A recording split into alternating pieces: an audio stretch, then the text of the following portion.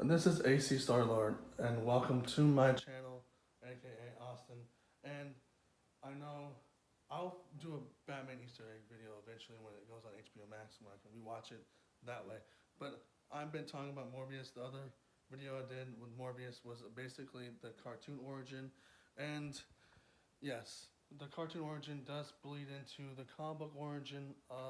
Not too much, but just a little bit. That's where they got it from.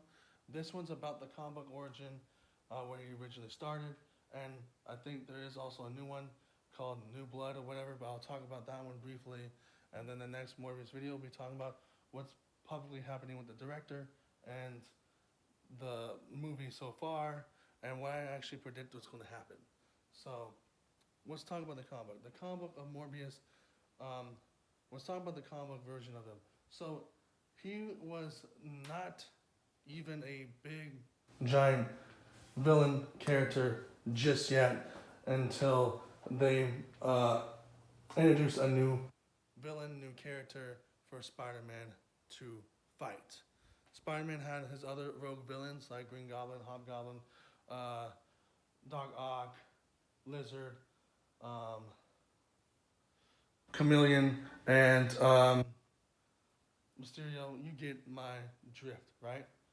So Morbius didn't come till October 1971.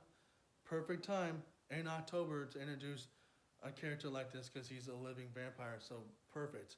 And an issue of the Amazing Spider-Man one, Amazing issue Spider-Man 101. So 101. So it took him a while to be introduced. Well, while he was in the comic book and Spider-Man's Amazing Spider-Man comic book from October 1971, you gotta think how different he is now from uh, from even the '90s cartoon to even making a movie about him, and how different he is from this other comic book that I was briefly about to mention. But he was running through the after he showed up in there, he had his own. He had his time to shine in the back in the '70s, and even further more into the '70s. Obviously, because in the cartoon, the '90s cartoon, he shows up back later on. But when he had his own little section, he was actually a critical point to Peter Parker to um, help his mutation and also help him. And it's a pinnacle point in that show. So he was also a pinnacle point in the early comic books. Now this new comic book, it's just straight up Morbius. I have a couple issues. I still need to read it, but it's a couple issues. I think it's called New Blood or Morbius New Blood or something like that. But it's basically a different origin story, obviously from back in the '70s, but it's introducing him to the modern day era. I think he might be an anti-hero or a villain in his own comic book, this new one, but I'm not really sure. That's where they're leaning on to in the into the movie, obviously. But just like the movie of like Venom, they want Venom to be an anti-hero. I think that's what Morbius is going to be, but I'm not sure. But in this new comic book, I haven't read it yet, but that's what it looks like in the new comic book.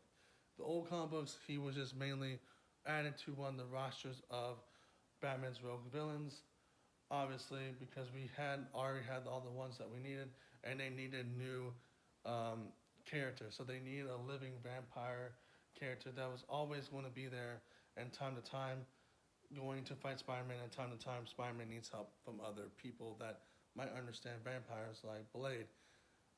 Blade was also a conditional point into the cartoon. If I didn't talk about too much in the cartoon one, there was one episode where just Blade, well, I mean, Spider-Man was either fighting Blade at one point, then helping him out, and then also I'm gonna do my own rogue thing. Spider-Man's like, I'm gonna do my own thing with Morbius. I don't need your help.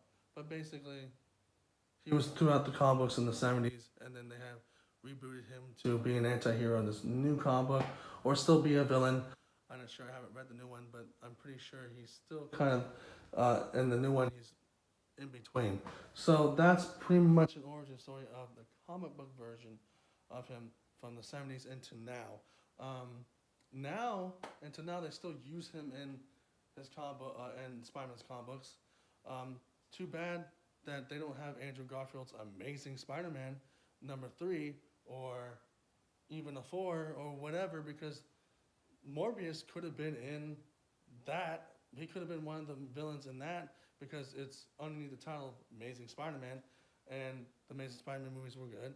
It'd be kind of cool to see a vampire in that universe. You see only the Rhino, Green Goblin, Electro, the Lizard. So yeah, but my point is that they still had Andrew Garfield. I'm pretty sure they would probably still invite Jared Leto into the Amazing Spider-Man movie universe, but that's a side point. Um,